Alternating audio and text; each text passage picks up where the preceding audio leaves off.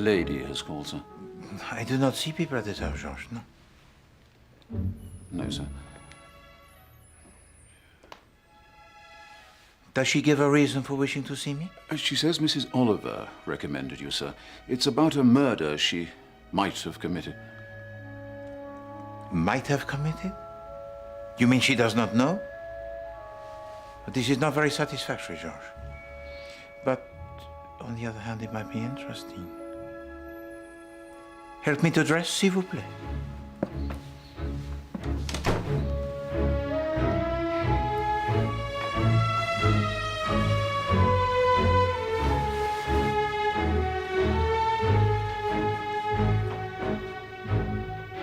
Merci.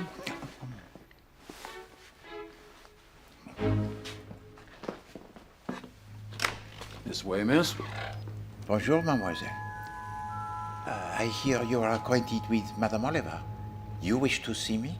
Sit down, I pray of you. You're Hercule Poirot, Assuredly. the famous detective. Well, some people have heard my name, oui. Now, how may I help you, mademoiselle? My manservant mentioned a murder that you might have committed. You find me amusing. No, not at all, mademoiselle. But surely it is normal to know if one has committed a murder or not. But I'm not normal, can't you see that? I see only what is before me, mademoiselle. A young lady who is anxious. So, would you like to tell me about this murder that you imagine you... It was a mistake to come here. I thought you might understand. I thought you might be able to save me. Save you? But save you from what, mademoiselle? Nothing. It doesn't matter now. It's done. Besides, you're too old.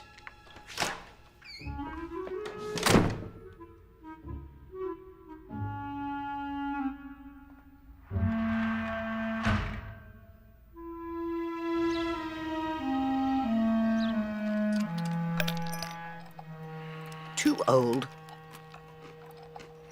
How hurtful. No, not at all, madame. Girls are like that. Anyone over 35 they think is half dead. They've no sense, girls. You must realize that. But why did you suggest that she visit me? She seemed to think there'd been a murder. Where was this? The murder No, the conversation. was here, in the lift. She was completely distraught and in need of a sympathetic ear. What, so this morning you meet in this lift this girl who is a stranger and immediately she confesses to a murder? Yes. Does sound like the plot of one of my novels, doesn't it? But you see, Monsieur Poirot, I'd met her before. Last night, in fact, at a party. Upstairs in their flat. She was the third girl. The third girl? Well, you know how it is these days. One girl takes a lease on a flat. Her friend joins her in second best bedroom, paying a little less rent. Then they have to find somebody for the room that's left. The third girl, that was her. The third girl. Tell me more about this party. Well, they were making such a terrible racket. Totally impossible to work. So I decided to join them. It was a party to celebrate the first girl's birthday. She's secretary to some businessman or other. Claudia Rees-Holland. Very pretty, very efficient. Just the sort of girl you need for a tricky job. The second girl was Frances something or other. Very arty. Works as an actress. She seemed nice enough, if a little artificial.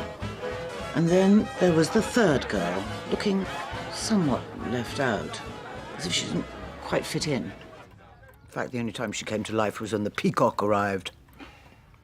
Pardon, what is this peacock? Yes, the peacock. Well, at least that's what he reminded me of. He's a painter, David Baker. Very flamboyant, quite effete, though he was making eyes at the third girl from the moment he arrived. And this third girl, how does she call herself? Norma Raystrick. I see. So this morning you meet this Mademoiselle Norma Raystrick in the lift and she confesses to a murder. Tell me, madame, who has been murdered? Well, she didn't say. She seemed confused and upset. So I suggested she pop over to Whitehaven Mansions and see you. Sure, madame. Do you know of any murder that has taken place recently, huh? In this building of apartments, peut-être?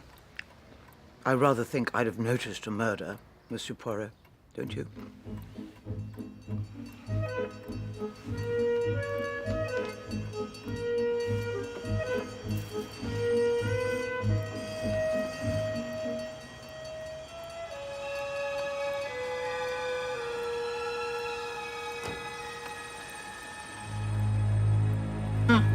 Inspector Nelson arrives. Well, perhaps we have our murder, Mother.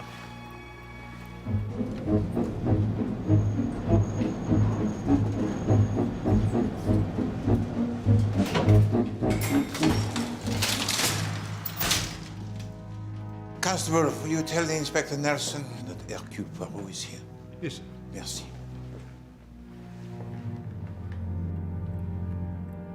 Poirot, I'd have guessed you'd turn up. Inspector Nelson?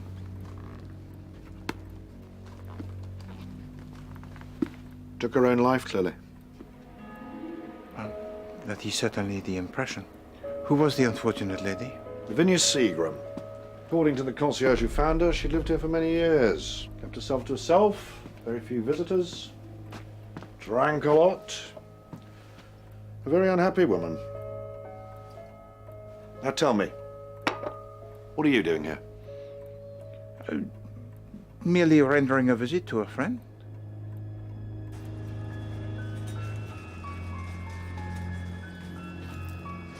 A life so sad, huh?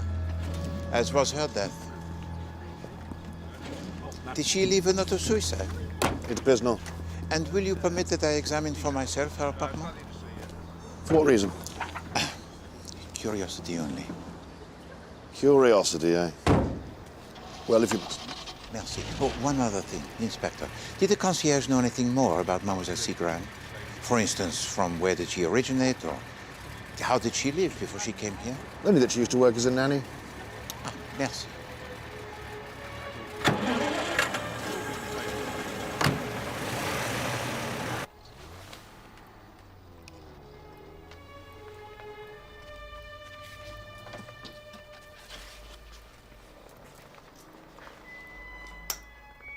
Cross Edges, Long Basing, 1917. The Last Happy Summer. A.J. Battersby. Nanny Seagram, Mary, and Mademoiselle Norma. There is the connection, huh? And Mary? The mother, perhaps? The Last Happy Summer. I feel that there is here something strange.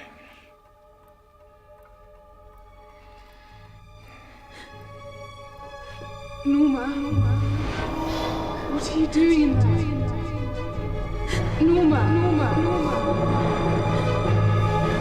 Come in. Norma, would you like me to come and sit with you? No, I'd like to be alone. But unfortunately, we are stuck with you. She's in such a state. She keeps muttering something about blood.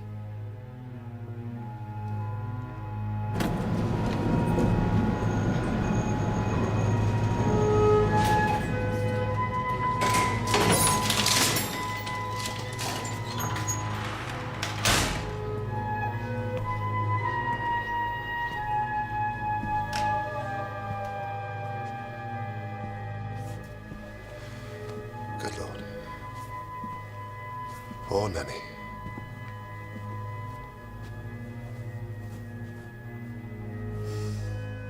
Hello, Andrew. Come through to the drawing room. Thank you, Claudia. Francis, this is Norma's father, Andrew Restorick. How do you do, Francis? Claudia says you've been very kind to my daughter. I'm grateful. She's in her room, you say? There's something troubling her very deeply. She keeps talking about dead people and blood.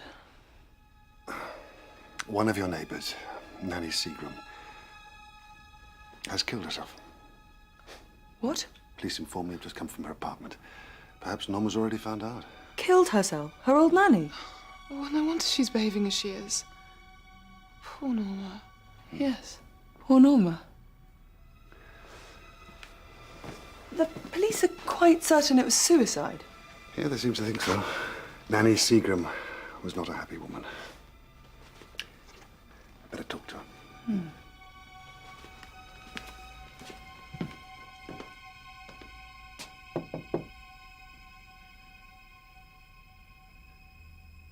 I was there. I killed her. You haven't said this to anyone else, have you? I said something to Mrs. Oliver, I think, and to an old man I met. But no one believes me. Because it's not true.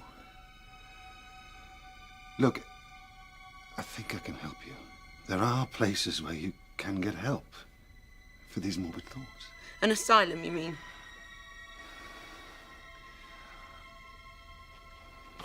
Why on earth would you kill Nanny? Why? What do you mean you were there? Her wrists were cut open. I had a knife in my hand. So what you going to do? I want to help you. Oh, please let me. I'm so sorry for all the mistakes I've made. I don't need your help. I don't need anybody's help. Norma.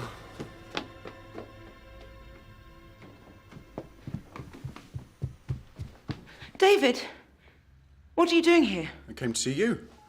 Thought you might like to go for a walk. What's troubling you? I think I'm losing my mind.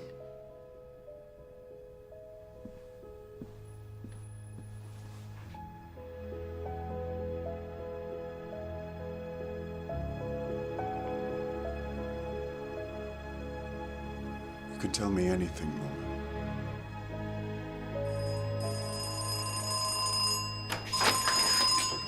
Yes, can I help you? Yes, I'm Ariadne Oliver, the novelist. Sorry, we don't buy or sell anything at the door. I was a guest at Claudia's party the other You're night. the woman who's always complaining about the noise. Only when you're dancing.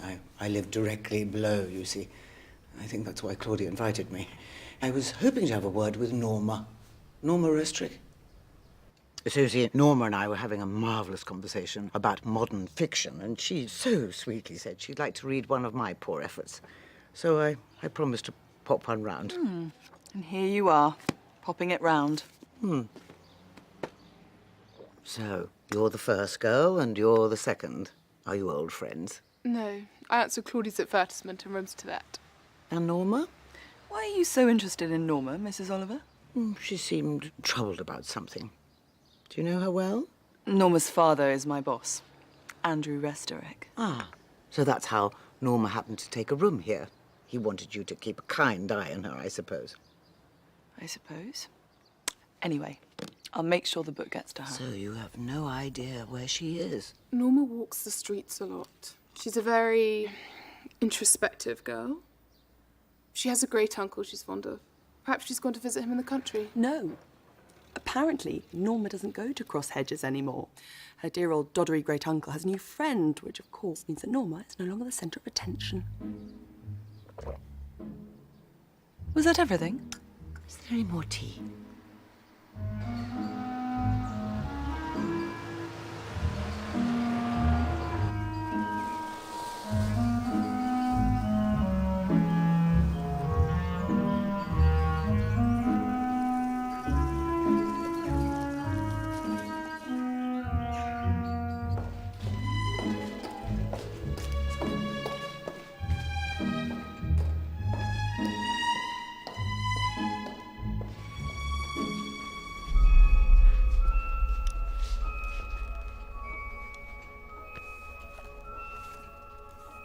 The last happy summer.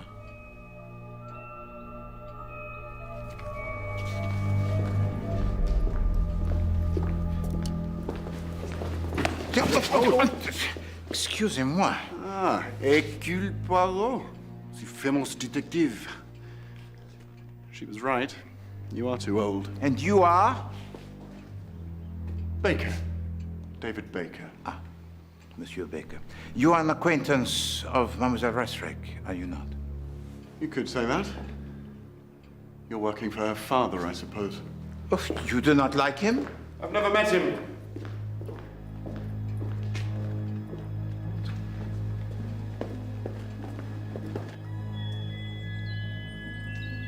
Your visitor, sir. Hello. Are you the chap from Belgium? Hercule Poirot? Are you? Sir Roderick, what a great pleasure it is to see you after all these years. Oh, yes, indeed. Yes, indeed. How long would you say? Your letter wasn't specific. I feared that you might have forgotten me. But it is not to worry. I merely happened to be in the vicinity of cross hedges. Forgotten you? Not at all, dear chap. Not at all. Sit down. Merci. We met in France, you say? Oui, in Normandy, during the Great War. Ah, what decisions we had to make, huh? You yourself, Colonel Reyes, General Abercrombie. And you were the little Frenchie.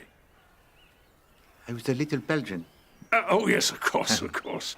Those were the days, eh, Poirot? Do you ever see old Abercrombie? Well, here and there, oui, from time to time. Tell me, Sir Roderick, I could not help but notice in the hallway by the stairs a portrait so fine. Oh, yes, lots of those. This was a portrait of a woman so beautiful. And it seemed to me that there must have been at one time a companion piece hanging by its side.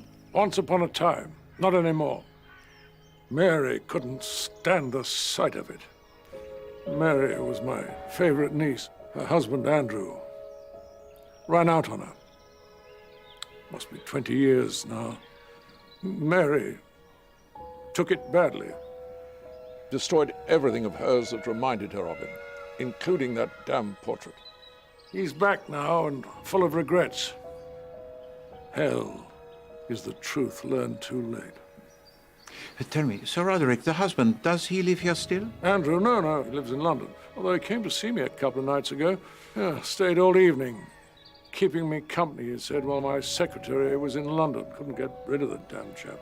Did they have children? One. Norma. And the mother? Mary Restrick has been dead for many years. Oh, Sonia. This is my secretary, Sonia. My eyes and my companion. Enchanté, mademoiselle. Hercule Poirot. Yes, I guessed as much. I read your letter. Oh. I'm afraid Sir Roderick tires easily. He doesn't normally see visitors. Ah, je suis désolé. I will detain no longer of his time, huh? I'll show you out. No, there is no need. I insist.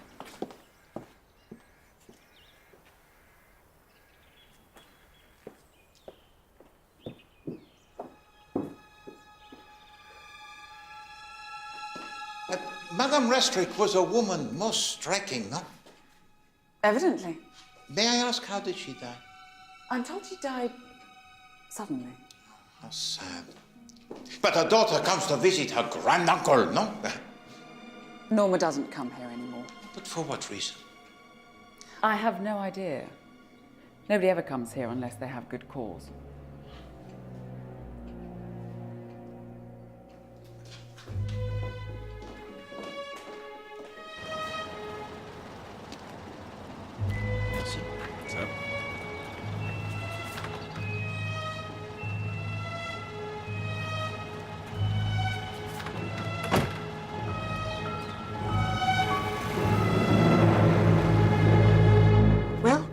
What did you find out at Cross Hedges? Nothing. How dreadfully dull. Not at all. The fact that Poirot discovered nothing means that there is a great deal that is being concealed. What did you find out?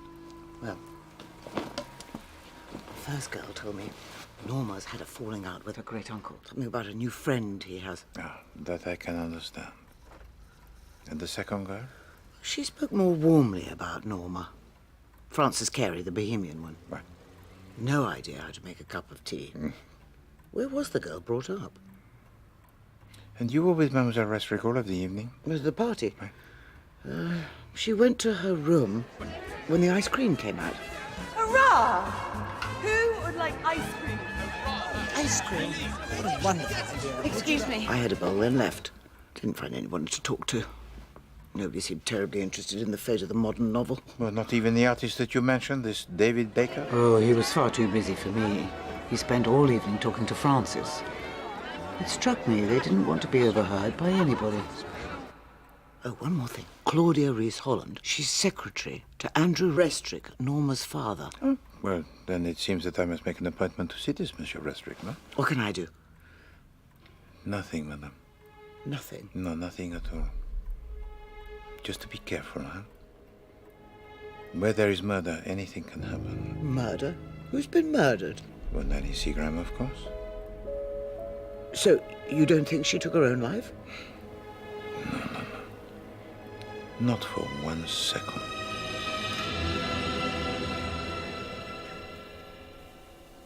Oh. I decided to buy some new shoes. Do you approve? I like the leg. So he was an old war comrade of yours? Who? The frog? Never met him in my damn life. Are you sure about that? Tell me he sees old Abercrombie from time to time. Have to dig him up first. I think he came to ask questions about Norma and her mother. 2 nosy Parkers in one day. You mean someone else has been here? Well, some arty type called Baker came snooping around, asking questions about Norma. And he was looking for photographs. Seems that Andrews commissioned a portrait from him to hang next to Mary's. Oh, well, perhaps it'll put that ghost to rest. I love family photographs. No good to me anymore. I let him take what he wanted. He seemed a harmless enough chap. Oh, Roddy, you're such an innocent. Doesn't it occur to you that he might be after Norma's money? You know, since my wife died, I spent many a lonely night in your company, Mrs. Oliver. Oh, that last one was a work of genius. Lady, don't fall backwards. Oh, that's funny. I could have swore I locked that when the police were done. Thank you so much, Alf. You're a dear. I won't be long, I promise. He, Poirot, may be content to sit and do nothing. I, Oliver, am not murder. Fiddlesticks.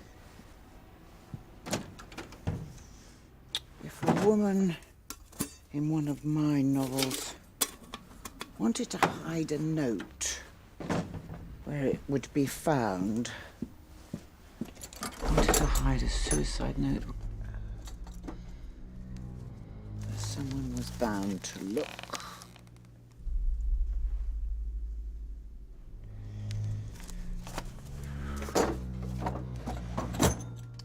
Someone was bound to look. Where someone was bound to look.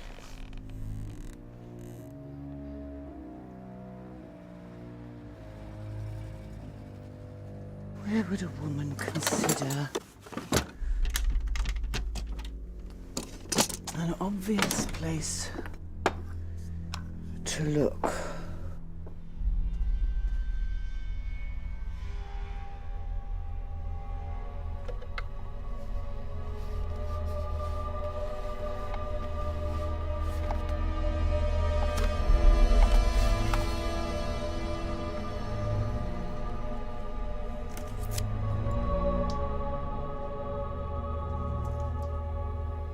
To be given to the police in the event of my death.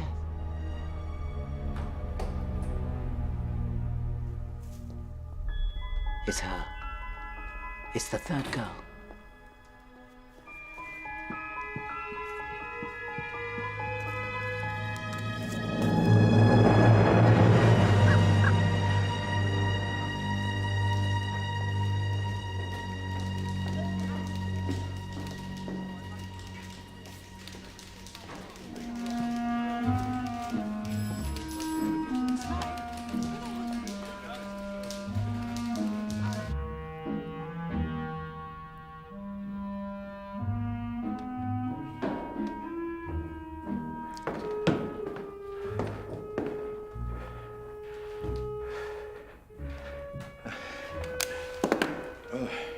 Can I help you?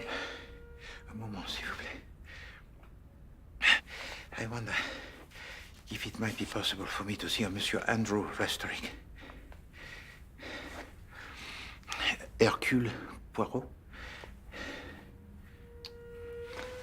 Take a seat. Merci.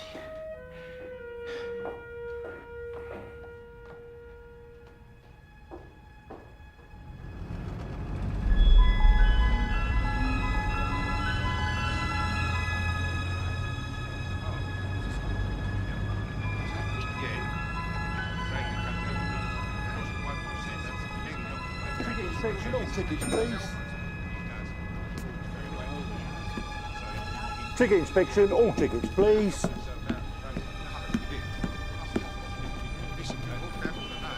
Ticket inspection, all tickets, please.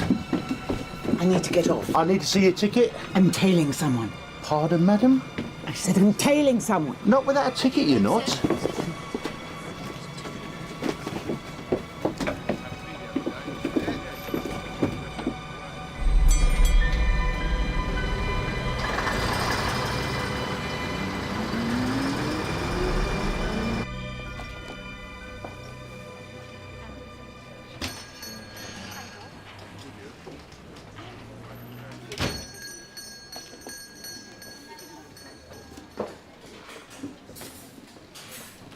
Christie, bath bun and a cup of coffee, please. Sorry?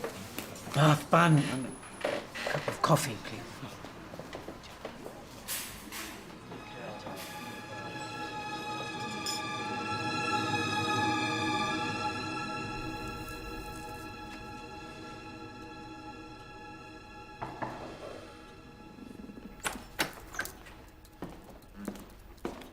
Monsieur Hercule Poirot. Monsieur Respect? You're the chap who called on Uncle Roddy, pretending to know him from the war. I wondered if he was just being polite. And I am aware, of course, that he does not care for visitors. But not in your case, of course. I'm a busy man, Poirot. State your business. I am come to talk with you about the visit rendered to me by your daughter. You've met Norma? Oh, yes, indeed. She asked me to save her. Save her? From what? Well, that I do not know. Do you?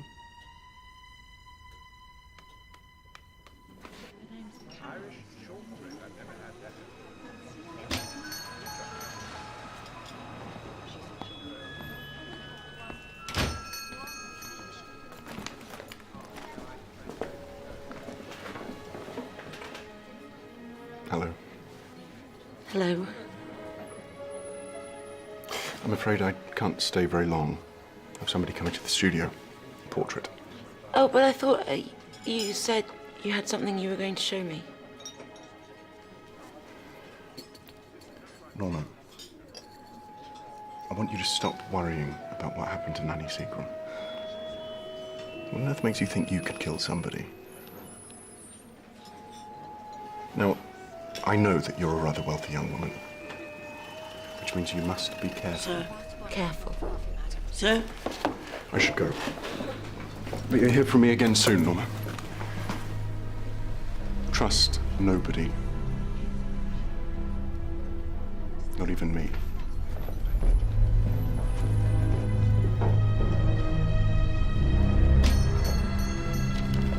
Waitress. My bill, quickly. My daughter, Norma, has often needed psychiatric help since her mother died. She can get hysterical, melodramatic. Fact is, it's all my fault. Norma's mother, Mary, also found life difficult. I see. How sad. Plain truth is, I left my wife when Norma was 5. I never wanted the life you see me leading now. I was always a traveler. Eat your feet. So one day, I decided to start a new life in Southern Africa. That is a story most common, no? But Mary never got over it. She became more and more disturbed. And then one day, when Norma was 7, on her 7th birthday, in fact, my wife killed herself. Sapristi? On the birthday of her child? Don't think she intended to kill herself. In fact, the letters I got from old Nanny made that pretty clear. I think she intended to be found and saved.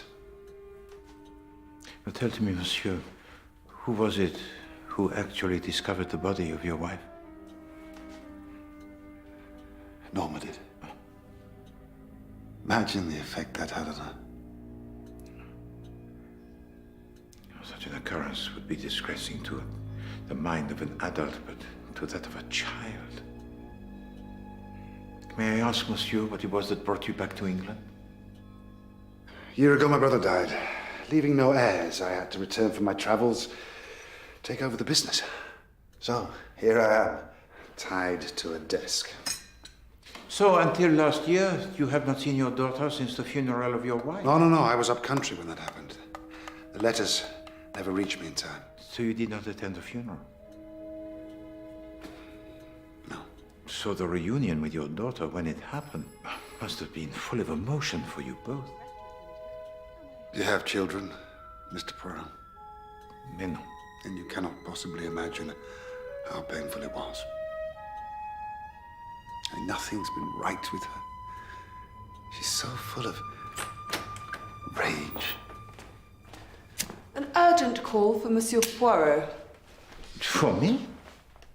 Shall I put it through? I'll let you be private. Merci.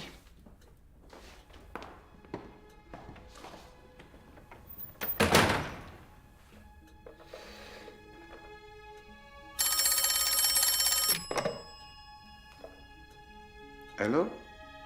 It is I, Poirot, who speaks? It's Daphne from the Mary Shamrock Tea Rooms. I think perhaps you have the wrong number. Oh, Mrs. Oliver said I was to speak only to you. So your Mr. George gave me this number. I've tracked you down, Mr. Poirot. I'm to tell you something urgently. Tell to me what? The third girl is in danger from the peacock.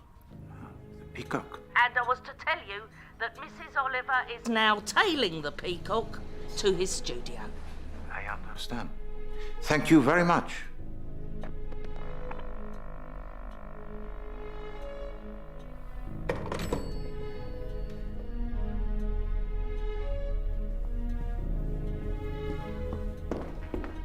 Nothing serious, I hope. No. Nothing serious at all. I wish you good day, monsieur, mademoiselle. Good day.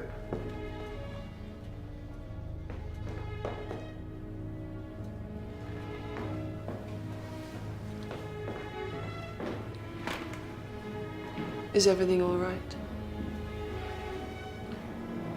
Have dinner with me tonight.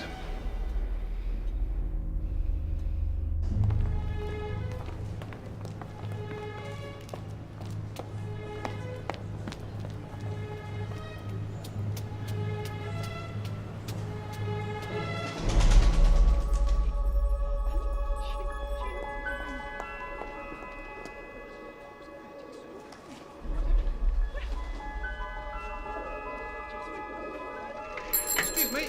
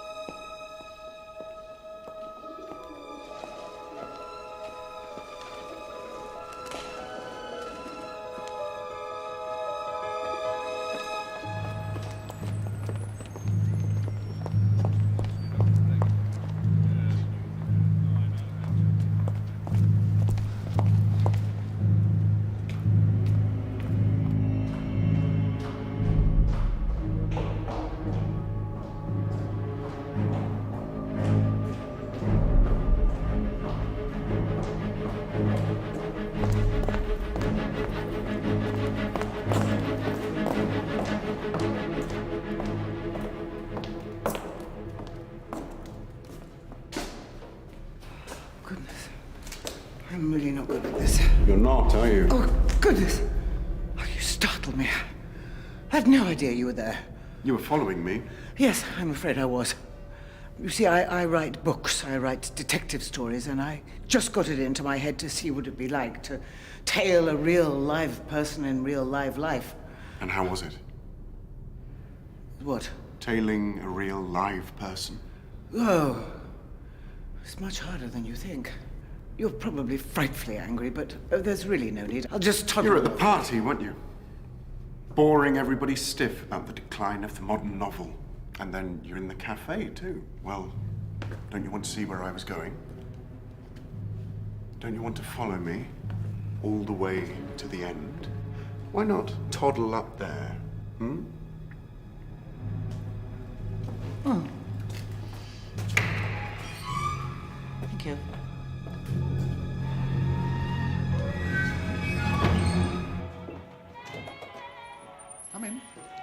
Don't be shy. Welcome to my humble abode.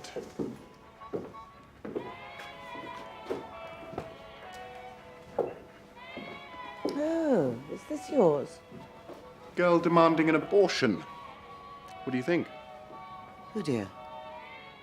Ah, here already. Keen as ever, I see. Mrs. Oliver, our paths cross again. Miss Carey, I'm so sorry. I didn't recognize you at first without any... Without my clothes on? Yes. Completely naked. Mrs. Oliver kindly came round to the apartment to leave a novel for Norma to read. Did she? That was kind. What a series of coincidences. And there I was, in the tea room when Norma and David were having a cup of coffee. Were you really? Yes, we were, as a matter of fact. Extraordinary coincidence. And then she decided to see what it would be like in real life to follow someone. And of all the people in London, she chose me. Well, that's not quite how... And how are you enjoying your slice of real life, Mrs. Oliver? Do you know, it's absolutely fascinating. Well, I don't want to take up any more of your time. Can I offer you a drink? Thank you so much, but I don't drink. Oh, the lady doesn't drink. Who'd have thought it? Do you know where you are? Yes, I'll be fine. Oh, your paintings are really very good. Terribly impressive draftsmanship. Oh, and I like the title too. Girl Demanding an Abortion. I think the public will respond.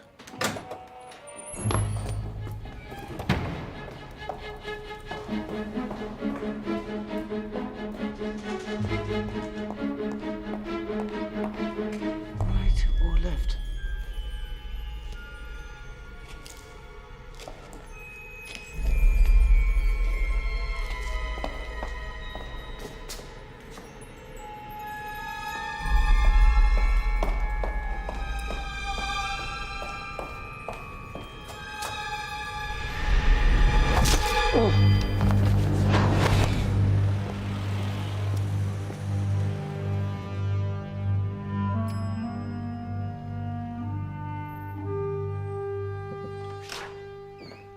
Yes, sure.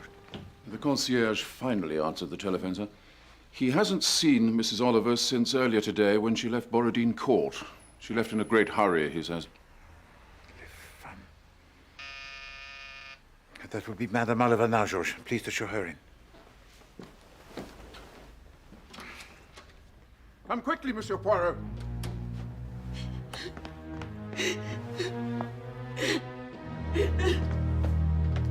Can you save me?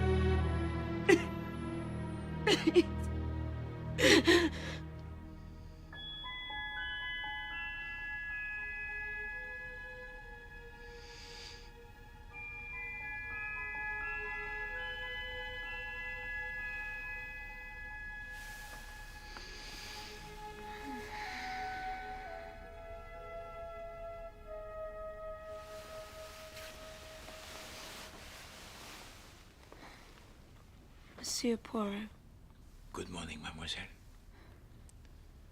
am I in your apartment? Oui, bien sûr. You know, my doctor gave to you only the little sedative, and you have slept for 14 hours? Who knows I'm here?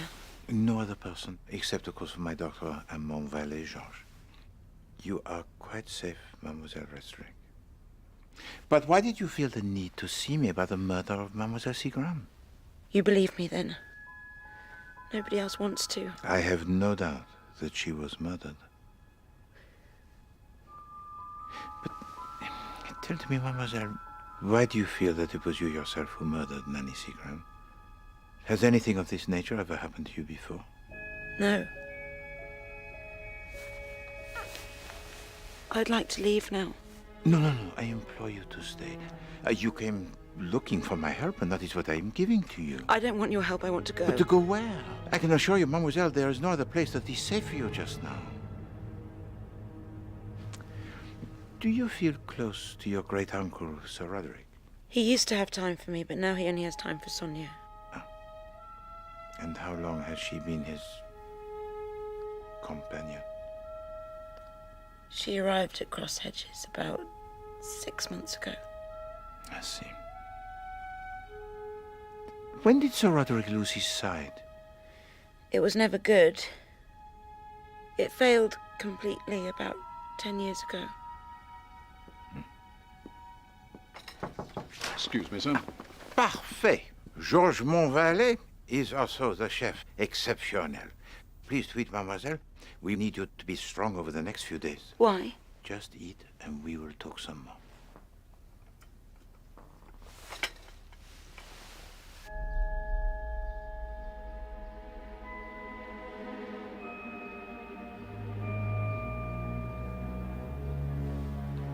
Catch the peacock. Tell the police in the event of my death. You've been hit on the head, Mrs. Oliver. Who are you? Who? Who? Who hit you on the head? Who are you? Ah, I know who you are. You couldn't mistake those moustaches anywhere. What are you doing here? Where am I? I warned you to be careful, chère madame. Oh, my head aches. You've been hit with a blunt instrument, madam.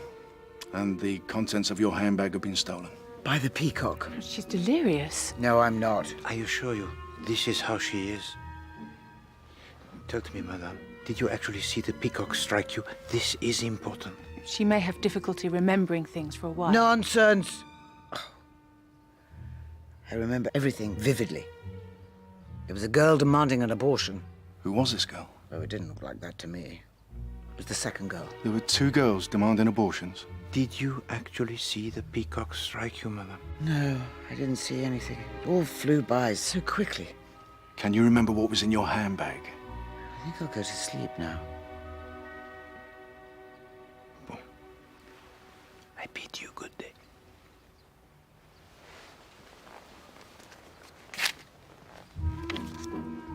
Was it the peacock that flew by quickly? They jump, don't they? You have a visitor, sir. George. Sir Roderick Horsfield and his secretary. Sir Roderick? Indeed, sir. Oh, introduce. A great pleasure to see you, Sir Roderick. Mademoiselle. Monsieur Poirot, a delight to see you again. Wonderful thing, the telephone. Rang a friend, top brass, Scotland Yard. Tell me all about you. I am gratified that you even remembered my name. Pleased to sit. Sonia remembered it. Little chap, big moustache. Apparently, you're our #1 sleuth. I have not been entirely unsuccessful in my profession. That's the ticket. Got a job for you. But I regret that my time it is fully occupied at the present. Looking after Norma, aren't you? I do not remember saying that. You asked questions about her. You can't fool Sonia, you see. No, indeed. Anyway, don't think you can solve the Norma problem. You can't. No one can. Poor girl's had a screw loose all her life. But Norma will be fine, as long as she can hold on to her money. And why should she not hold on to her money? Because there's a nasty little blighter called David Baker. Daub's canvases. Sonia and I think he's after the money. I want you to find out as much as you can about him. I'll pay you handsomely. I will try. And in return, perhaps you might help me. What does it mean to you, the name A.J. Battersby? Why do you ask about her? She is a woman, then. Oh, yes. Yes, she's a woman, all right. She taught Norma privately for a few months when she was a little girl. Ran her own school after that. We sent Norma there after her mother died. She couldn't stay at cross hedges, you see. Ah, yes, I see. Merci. Oh, yes. We're having a little house party this weekend. Perhaps you'd like to come. I would be most honored. Do you have a woman in tow? No. Well, bring her along anyway.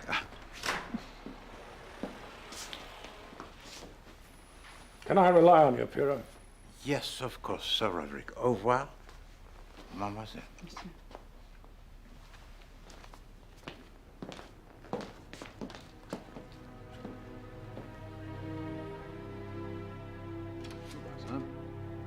Thank you. What is your opinion of that young lady, Georges? Well, sir, if you'll allow me, I would reply that he'd got it badly. Very badly, if I may say so, sir. It's not unusual, of course, in gentlemen of that age. Yes, George, but what of the young lady? Oh, well, sir, she's quite a definite type. There's never anything you could put your finger on, but they know what they're doing, I'd say.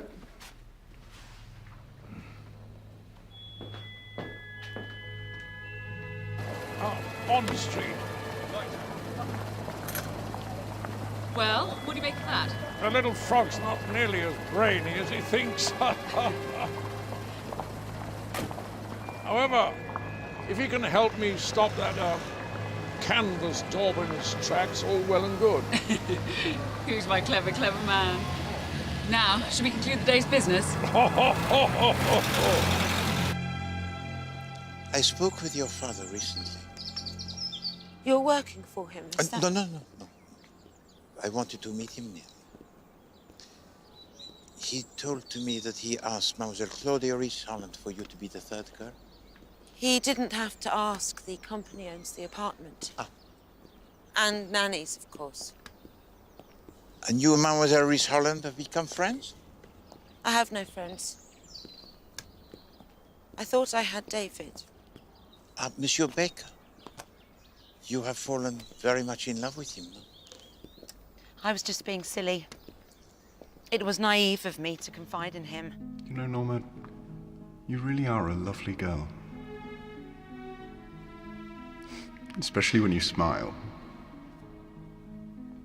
Is my heart supposed to melt now? He must have thought me an easy catch.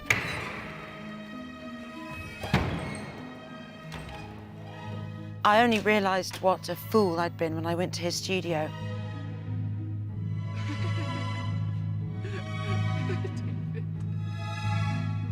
Norma, this isn't what you think.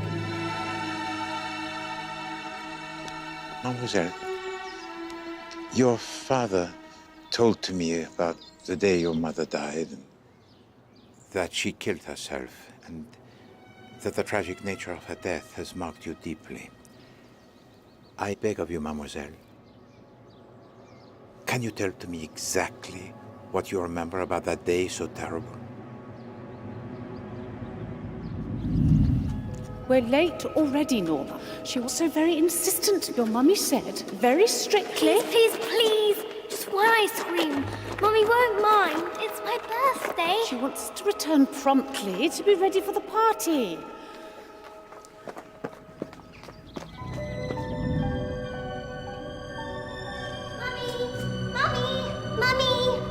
Mummy, look what I got you.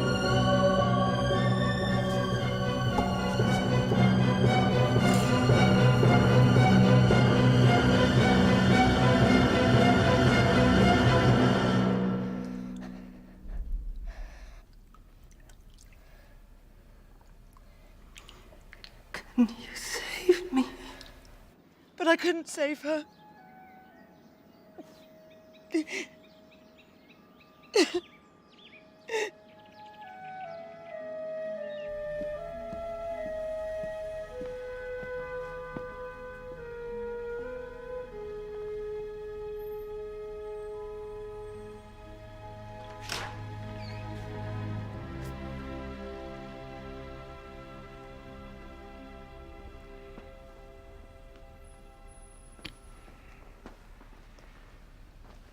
How are you today, mademoiselle? You have not eaten. You have been very hospitable, Monsieur Poirot, but I should leave. But if you left now, where would you go? To cross hedges, perhaps? Yes, all those happy memories. Oh, surely there were some happy times? Times when there was a smile on the face of the little girl? A little girl who killed her own mother. No, mademoiselle, your mother killed herself. I could have saved her. It was my fault for being late. Nobody ever forgave me. Is that what you wanted from Nanny Seagram, huh? Forgiveness? When was the last time that you saw Nanny Seagram? On the night she died. Claudia said she left a message to go and see her. Oh, God, Norma, I completely forgot. Miss Seagram. She popped up to see you this afternoon. She said she wanted to talk about your mother. Talk about my mother? And can you remember exactly what happened? For instance, did she open to you the door? I can't remember. No, she didn't answer the bell, but the door was open. And what did you find?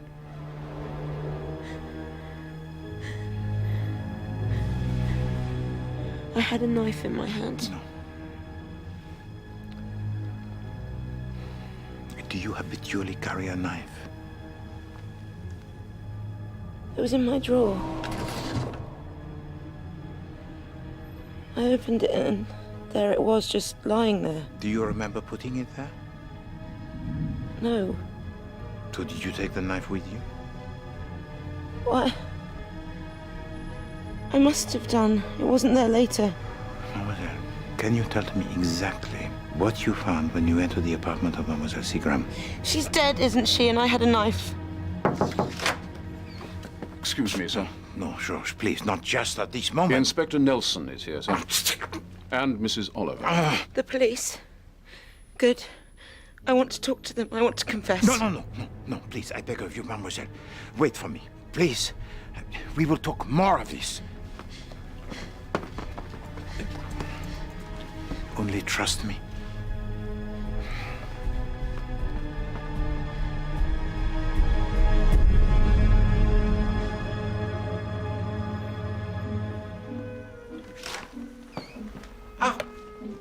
Madame Oliver. Inspector, you are recovered, I see. Fully, thank you. And my memory has returned. The letter. The letter? Miss Seagram's suicide note. I found it behind the mirror in her flat, to be given to the police in the event of my death. Yes, but no, pardon. That cannot be. Are you saying that in this letter she announced her suicide? I didn't have time to read it before it was stolen from my handbag. Oh, c'est ça. So how could you possibly know that it was a note of suicide? What else could it have been? What else, indeed? Oh, you always want to make everything so difficult. I'm getting a headache. Inspector, have you brought to me the information that I requested? You'll find everything you wanted in here. Though, what it matters now, I couldn't guess. Inspector, something has happened? It seems it wasn't suicide after all, Poirot. Results of the post-mortem indicate that Miss Seagram died of asphyxiation. Her wrists were cut after she'd stopped breathing. Sapristi. What's more, Norma Restorick's flatmate, Claudia Rees-Holland, visited me a couple of days ago, and she told me Norma had made a clean breast of the business to her father. She also said that he believed the girl had made the same confession to you, Poirot. Just curiosity, eh? Seems you've been deceiving me. Je suis désolé, but to indulge me, if you please, for one moment. Can you remember exactly when it was that the secretary to Monsieur Restrick denounced his daughter as a murderess?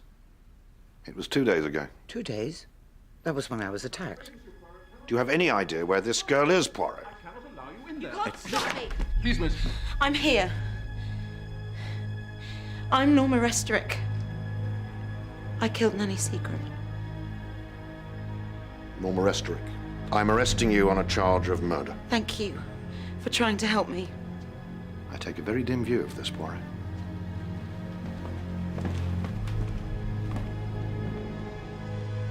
If you will, sir. The first time I clapped eyes on her, I thought the young lady had birds in her attic. Thank you very much, George. Coffee for two, if you please. Now then, there are a lot of things I'd like to know. Am I to understand that Norma Restrick has been with you all this time? Oui, bien sûr. Where else? You seem completely unconcerned at her arrest. Not at all. It is unfortunate. She would have been much more comfortable remaining here under my roof. And what is that? This answers a question that has been troubling me ever since I made a visit to Joshua Restrick Limited. And what is this fascinating question? Well, simply this. When I arrived there, Mademoiselle Claudia Rees-Holland was sitting at her desk repairing her maquillage, and in front of her there was no correspondence, no files. And for the duration of my visit, the telephone, it sounded only once, and that was for me, from Mademoiselle Daphne, on your behalf, from the Mary Shamrock tea rooms. And so I asked the good Inspector Nelson to make the inquiry. And? Joshua Restrick virtually ceased trading as a business. It is now since 2 years, after many years of decline. Oh, do stop. You're making my head ache again, and you know that's bad for me. Chère Madame, have you ever seen the girl smile? Smile? Why, yes, when she saw David Baker. And did he? Did he what? Smile at her. I mean, did he look her in the eyes? He never took his eyes from hers. Does it matter? But of course. Well, I think he's unreliable. He was going to show Norma something at the tea rooms, but of course that never materialized. And does it still not occur to you that she might be exactly what she appears to be? I mean, criminally insane. Chère Madame, if you want to know the real truth about Mademoiselle Norma Restrick, you will accompany me on a journey. Thanks to the inquiries of the good Inspector Nelson, we will meet a very old friend of hers. Would 4 aspirin be too much to take, I wonder?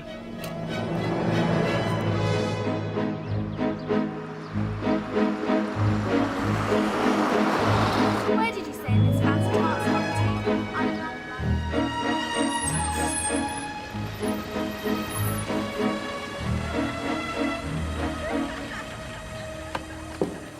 I was intrigued by your telephone call, Monsieur Poirot. I have heard of you, of course. Merci. But I should like a little more information before we talk. Yes, indeed. Eh bien, Madame Battersby, this Mademoiselle Norma Restrick rendered to me a visit, and she requested my assistance with, well, some difficulties that she has She's encountered. been charged with murder. Murder?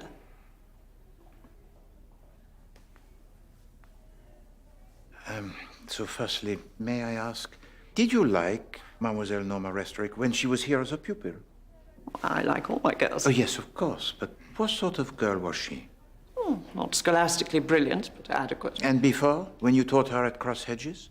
Well, she was very young, only 5 years old, and my appointment was a very brief one. Oh, for what reason? There was an opportunity to set up my own school. Well, so you left your employment in the family Restrick to set up this school? Yes. Well, that was an undertaking most audacious, no? It wasn't easy to make ends meet at first, but the school soon started to pay for itself. Bon. And tell me, did Mademoiselle Norma Restrick ever smile?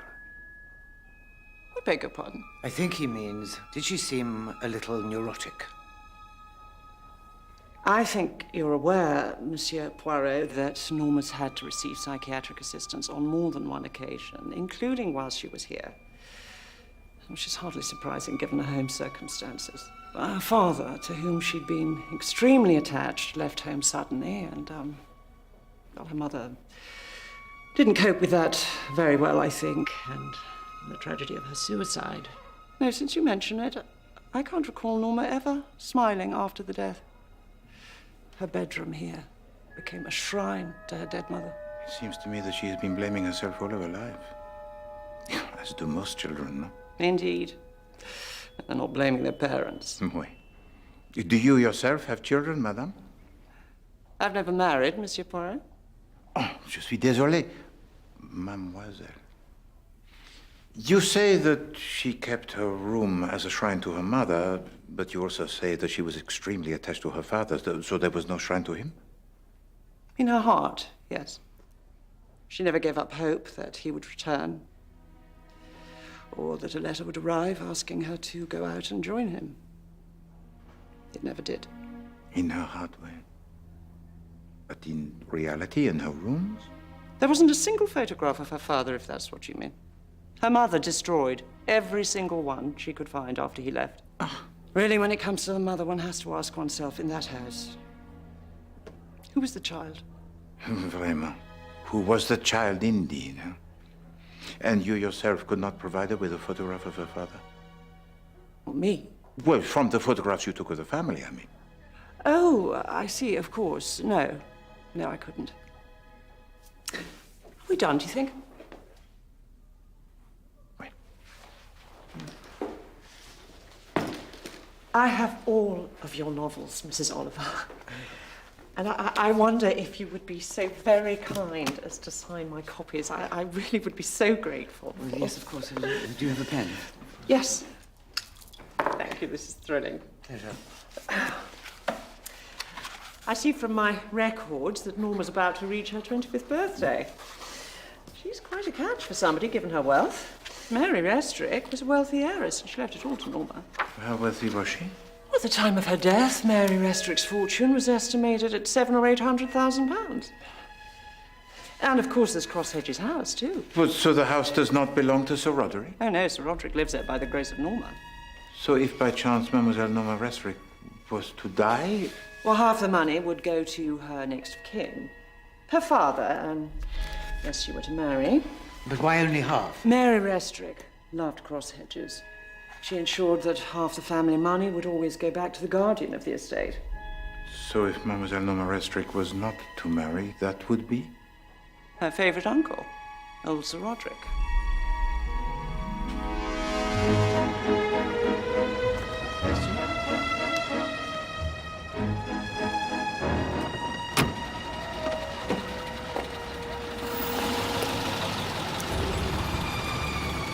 This Sonia woman you told me about, she's obviously hoping old Roderick will come into Norma's mother's money. Didn't you tell me Sir Roderick asked you to flush out David Baker? I said, it seems to me I heard that you, would... madame. I am thinking. It is my custom. Oh, is that all? What about? Tell me, madame, when you entered the apartment of Nanny Seagram, against the advice that I gave to you most expressly, but let us overlook that for now, how did you gain the entry? Oh, Alf, the concierge. He'd do anything for me. He's my #1 fan, he says. Oh, how gratifying.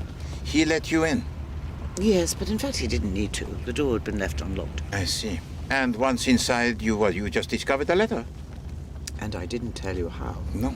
It was terribly clever, although I say it myself. I simply asked myself, where would a woman hide? Yes. But did anything else happen? Well, for a second I had the feeling that someone was there in the apartment. But of course I imagined it. Anyway, I said to myself, where would a woman hide? Wait. Are you sure that there was no other person?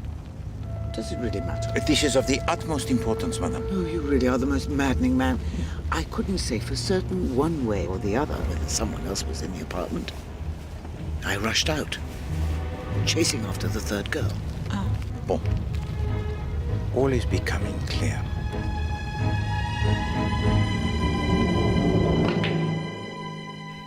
Oh, gotcha! Sir Roderick. Oh, it's you again. I've bought Miss Restrick's portrait. Well, come here. Come on. Closer.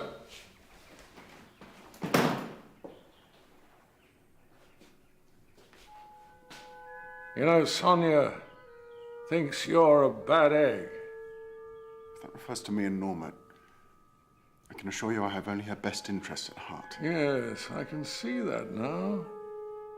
You're not going to be any trouble at all. Ha ha ha! You're a good egg. The maid will see you up. And you can leave that thing here.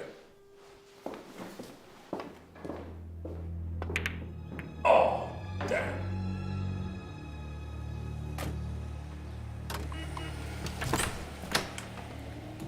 Ah, my dear Alf.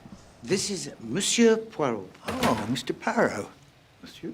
Tell me, you a fan? Ah oui, naturellement. You read her latest?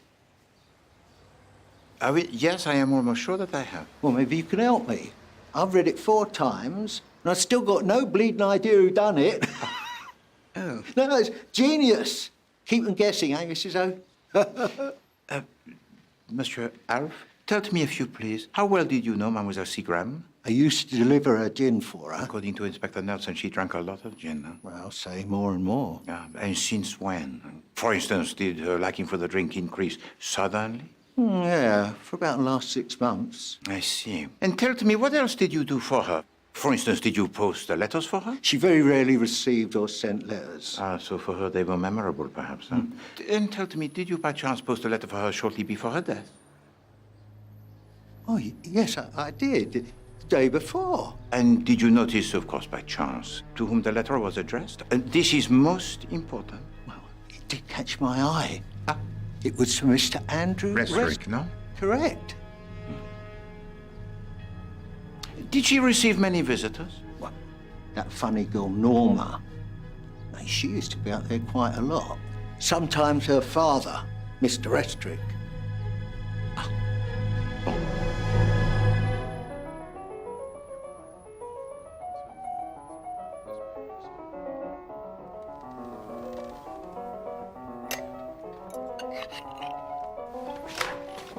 A visitor, sir. Monsieur Baker, I was expecting you. Merci, Georges.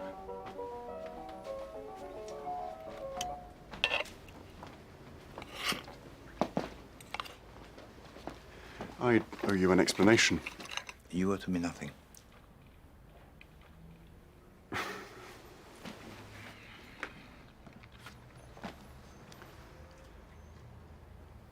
I'd like you to look at this. I assure you that there is no need. I know what it is, and it is not I who needs to see it.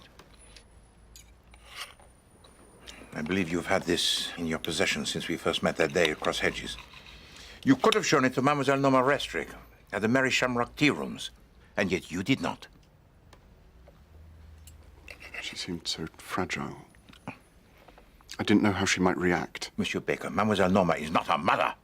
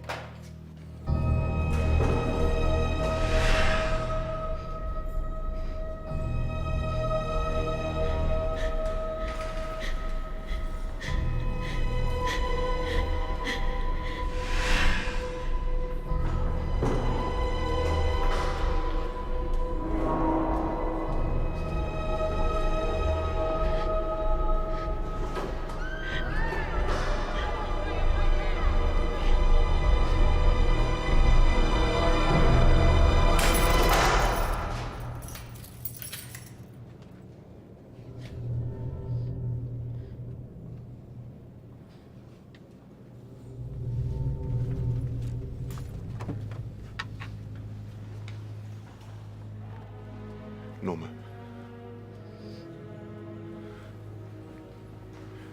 If I told you I was in love with you, would you believe me? Sometimes we see what isn't really there.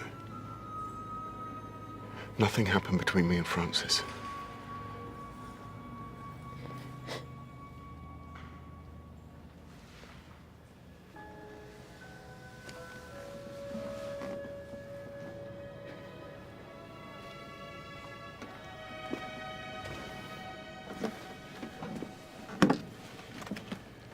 I have to show you something.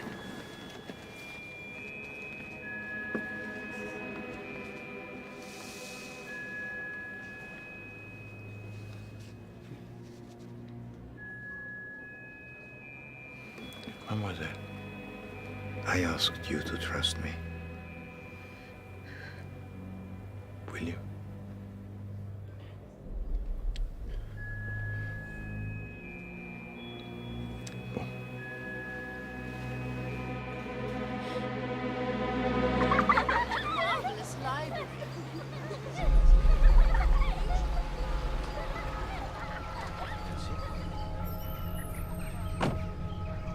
Oh! Watch this. I'll do it blind. Pull! Oh!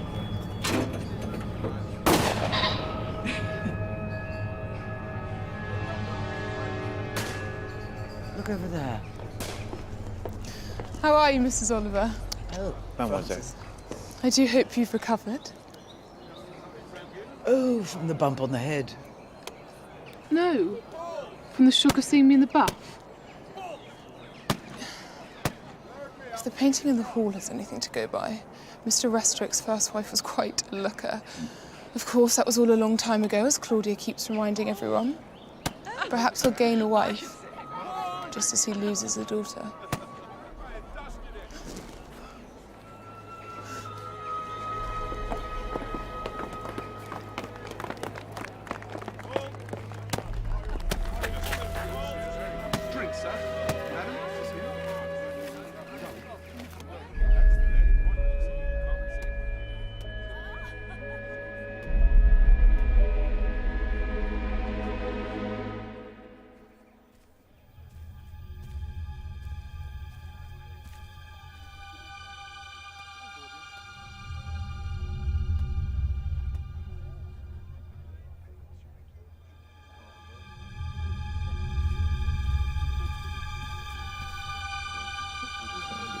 Thank you. Who are you? I said, who are you? I'm your father, Norma. What's she doing here? Norma, are you all right? But I thought... we all thought... What did you think? Darling Norma, please try not to get overwrought. Well, well. Come to spoil another party, have you? What on earth are the police playing at, letting her out? Shut up! Ow! Norma! Norma! I'm sorry, I just don't understand. The police let me go, Daddy. I'm free. That's wonderful. Uncle Roddy'd be so happy that you're here. Darling girl, you remind me so much of your mother. Only she were here to see you now. Who are you? Oh my God, she's insane. Norma!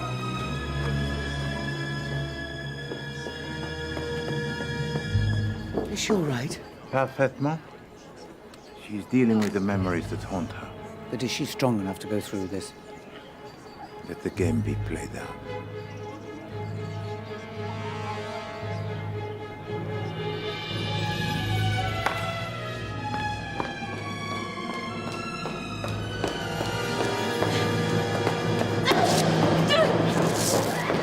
Norma! Norma! This is only making things worse for yourself. Wasting your time. You really are insane, aren't you? I don't want to talk to you. I don't want to talk to anyone anymore!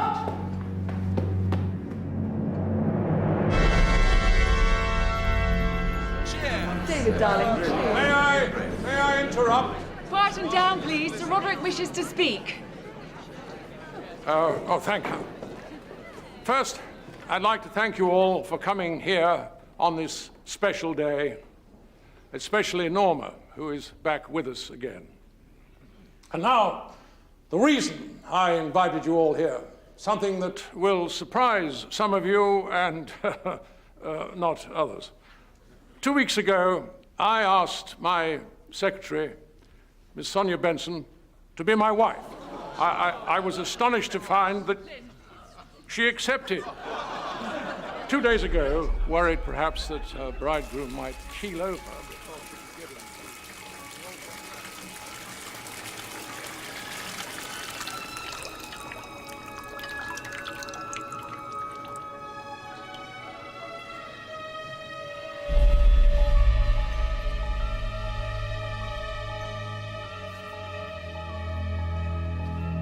Sonia persuaded a very willing knight of the realm to accompany her to a registry office where we were married.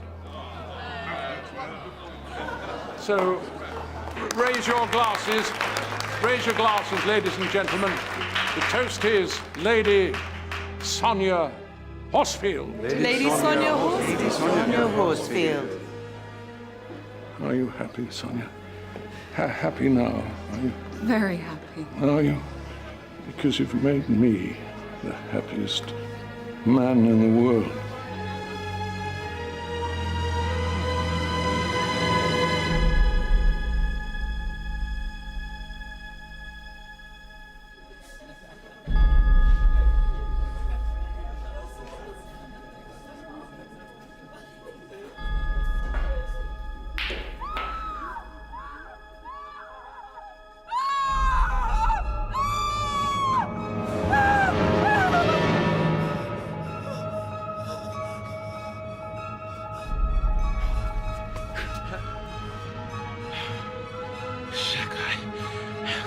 too late. Monsieur Restrick, please allow me to deal with this immediately.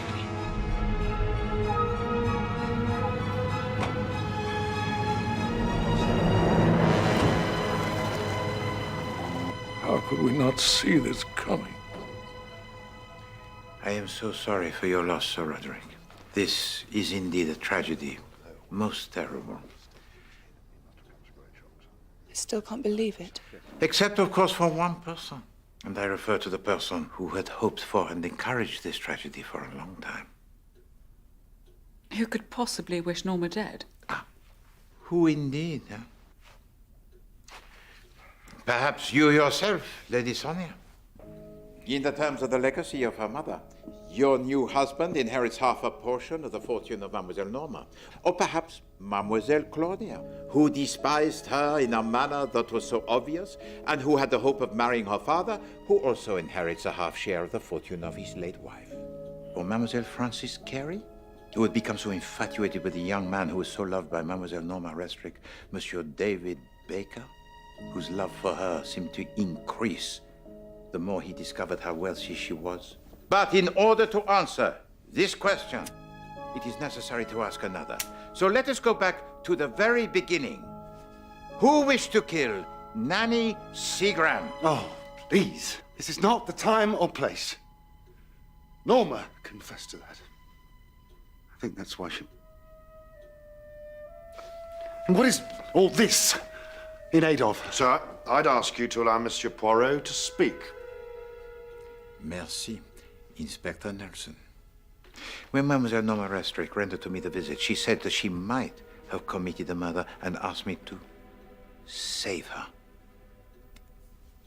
Now, I would suggest that those are the words not of a murderer, but of a victim.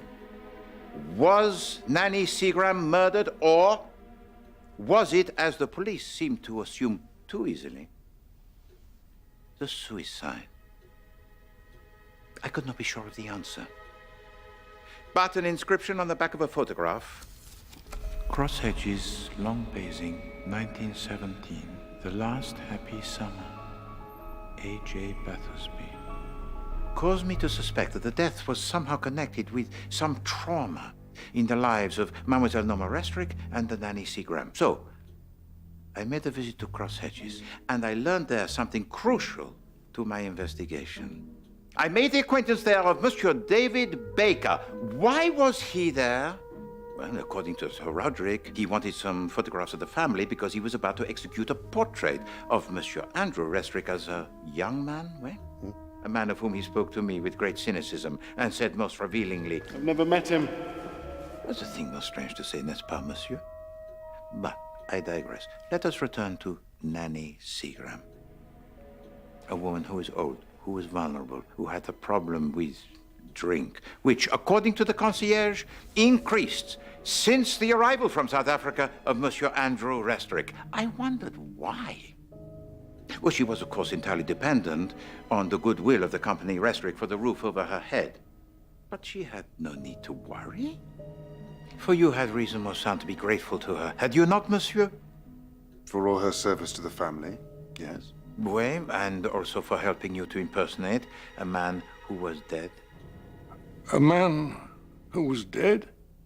The inquiries of Inspector Nelson confirmed my suspicions only yesterday. And today, I received a telegram from South Africa confirming the death of Monsieur Andrew Restrick. It is now since 1 year. So, monsieur, as Mademoiselle Norma Restrick demanded of you today, I, Hercule Poirot, also demand of you. Who are you? My name is Robert Orwell. Andrew Restrick was my good friend. None of this was ever meant to end in death. You are an imposter? No, Roddy, no. The real Andrew Restrick has not been seen in England for 20 years. His wife, whom he abandoned, had destroyed every image of him she possessed, and was now dead by her own hand. So Roderick, alas, had lost his sight, and his daughter, Mademoiselle Norma, had not seen him since she was, 5 years of age. There was now only one person who could give away the game. Nanny Seagram. threatened with eviction if she attempted to expose you, and bribed with a supply seemingly without end of gin, she had fallen in with your plans. Oh, now you are free to take over the business. Now you would sell it to the highest bidder. You're wrong, Poirot. The business was worthless. Oui, d'accord, but you could not have known this before you left South Africa, for why else would you come here? I never murdered anyone. But you had the motive. Fearing that Danny Seagram was about to expose you, it was necessary perhaps to silence her. Ah, but then, when Mademoiselle Norma Restrick confessed to the murder, you suddenly realized that, as Sir Andrew Restrick, you were next of kin. You would now inherit half the legacy of her mother. So you stood by in silence and let her.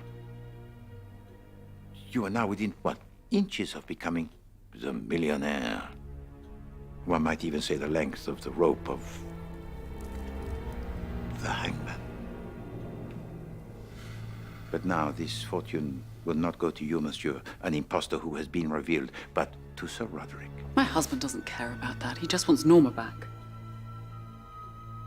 You monster. How can you do this? No, 1 second. Inspector, there has recently come to my attention some information that is new.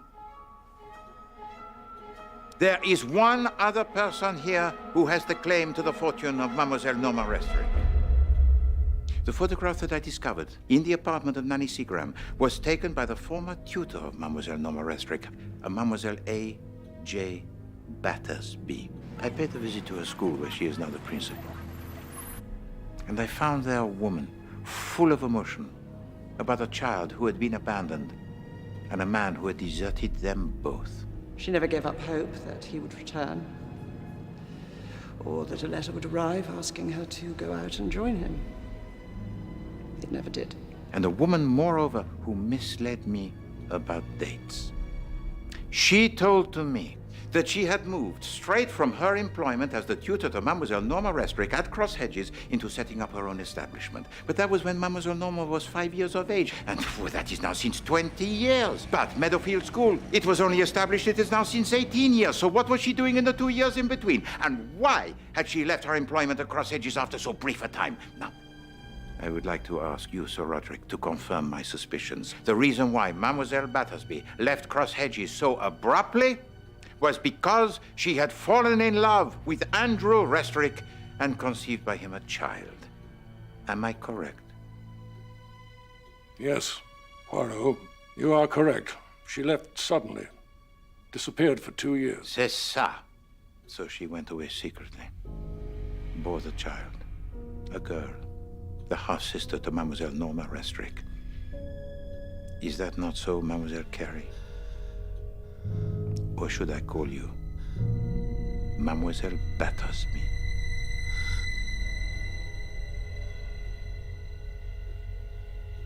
I grew up dreaming that one day I'd find my sister. When I found her, it was like a miracle. I knew Claudia worked for the family firm, and I couldn't believe my luck when Norma moved in too. I longed to tell her she had a sister. And now she'll never know. No. And the irony? With Mademoiselle Norma gone, you have a claim that is legal to her fortune after all? Does she?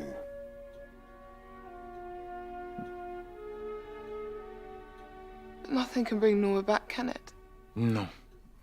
Nothing can bring back Mademoiselle Norma. Constable?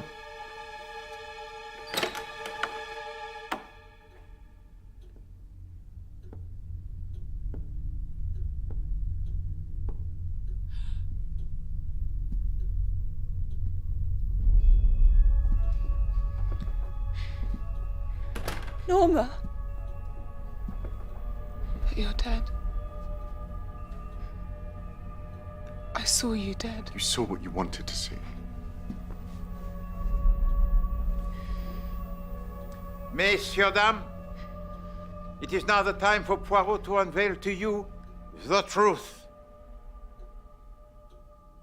When Mademoiselle Restrick drew her bath this evening, Mademoiselle Carey saw this as the opportunity irresistible of replicating the circumstances of the suicide of her mother. But knowing this was going to happen, I took a precaution. You were observed by Monsieur David Baker entering the bathroom with a pillow. Why? In order to smother her. This is risible. Why would I ever do such a thing to my sister? What revenge more sweet could you have on a man who had abandoned you than to steal the inheritance of his daughter who was legitimate? The inheritance of your half-sister that was so privileged and by you so hated. When your mother learned that Monsieur Restrick had returned to this country, she went to confront him. But she found there instead the impostor, Monsieur Robert Orwell, and most regrettably, she shared this information with you. And recognizing this as the opportunity for which you had wished so long, you, Mademoiselle Frances Carey, unbeknown to your mother, confronted the impostor, Monsieur Orwell, and insisted that he join in with your plan so terrible. You wished to steal the inheritance of Mademoiselle Norma Restrick by driving her to suicide or insanity.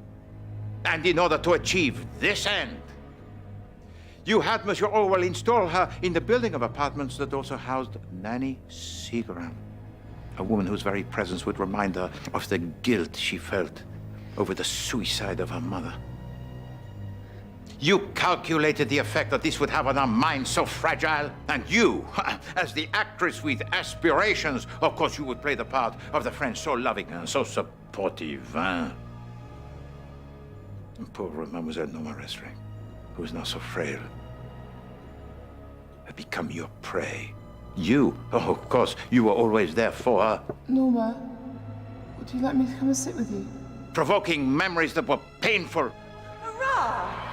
Who would like ice cream? You even planned to steal away the young man who tried to give to her existence real love and hope.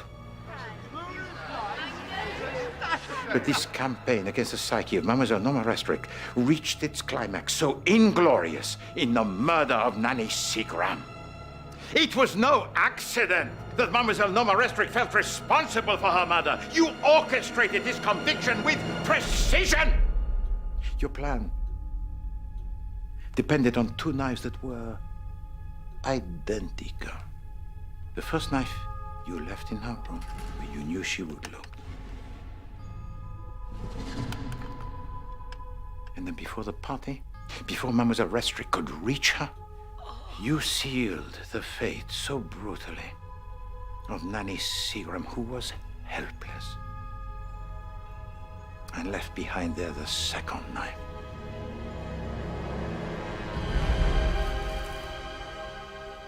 And then once you had learned that Mademoiselle Norma Restrick had discovered the body, simply you had to remove the first knife that Mademoiselle Norma had left in her drawer. And now, with her mind in a state of total confusion, Mademoiselle Norma Restrick was fully convinced that she had committed the act, and she was headed now perhaps towards the suicide. But when she confessed to the murder, the result would be the same. She would hang. And when she was released from prison this morning, there was only one option open to you: to hurry along her death. But I, Hercule Poirot, had promised to himself to save her. And the only way I could do this was to kill her before you could.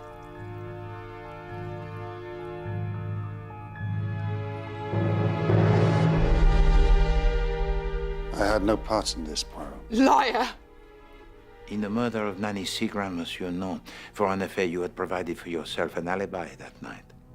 But I did wonder why someone wanted to be somewhere else in a manner so obvious on the night of the murder. That night you were here, you knew what was going to happen? Naturellement. How? Because the killer was his accomplice, Mademoiselle Frances Carey. Excuse me a moment. Can you explain why one of them decided it was necessary to attack me? Madame, all this hinges on a letter that was written by Nanny Seagram. She could endure the pretense that Monsieur Orwell was Monsieur Restrick, but the sheer wickedness of this new conspiracy proved too much for her. So she wrote to you a letter, did she not, Monsieur? threatening to denounce you if you did not desist. And in order to protect herself from your retribution, she hid a copy of that letter to be read in the event of her death, and told to you that she had done so. So now, in your eyes, Mademoiselle Carey, Nanny Seagram had to die, and that letter had to be retrieved. But Madame Oliver had got there first. It could not have been Monsieur Orwell or Mademoiselle Claudia who had observed Madame Oliver retrieve that letter so incriminating, for they were with me. No, Mademoiselle, it was you yourself who observed her and called Monsieur Orwell to inform him of this fact. And when Mademoiselle Daphne from the Merry Shamrock tea rooms telephoned to me to inform me of the whereabouts of Madame Oliver, you were listening in? Oui, bien sûr. I heard the click as you replaced the telephone receiver a second or two before I did. And now you knew exactly where was Madame Oliver.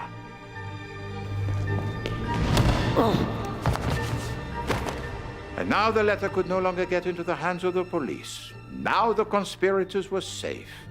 Whereupon Mademoiselle Claudia denounced to the police the pauvre Mademoiselle Norma Restring. He took me to dinner and asked me to do it. He said he couldn't bring himself to denounce his own flesh and blood. Oh, God, Norma, I'm so sorry. It was all his idea.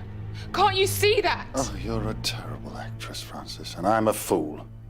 I warned you that your hatred would get in the way, that you wouldn't listen. Miss...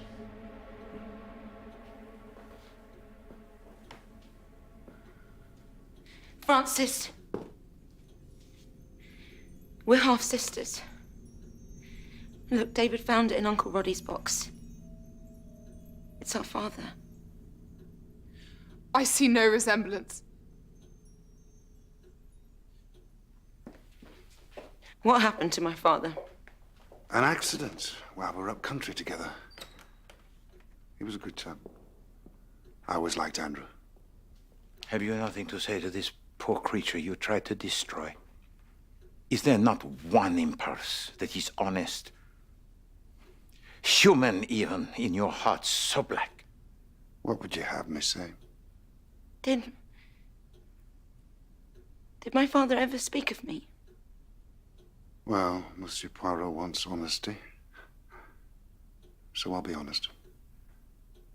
I only ever heard Andrew mention you once. He said you were the little bitch who'd get all his wife's money. I knew Andrew was rotten, but you beggar description!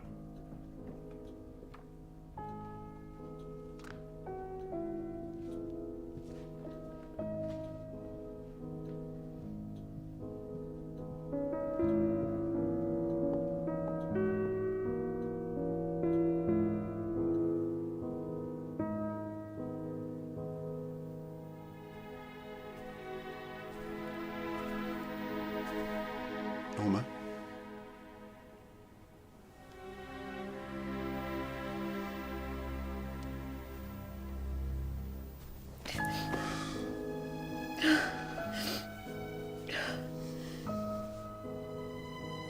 So Sonia wasn't a gold digger after all? No. Nor was the peacock. How did you know? Oh, because you told that to me yourself, Mother. You told me that you saw him smile at her, that he could not take his eyes from hers. And the moment I realized that he was looking for photographs of the family to prove Monsieur Orwell an impostor, well, it was then I knew that he was acting for Mademoiselle Norma and not against her. You do think of things, don't you? Oh. What a calculating mind. Tortuous, that's what I call it. Tortuous. Am I so calculating, Madame? Am I the solver of puzzles with a heart that is cold?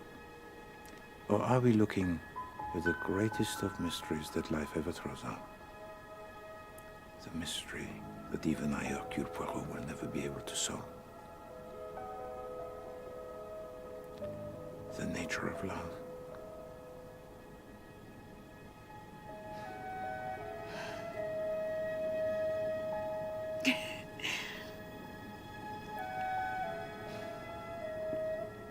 She smiles. Is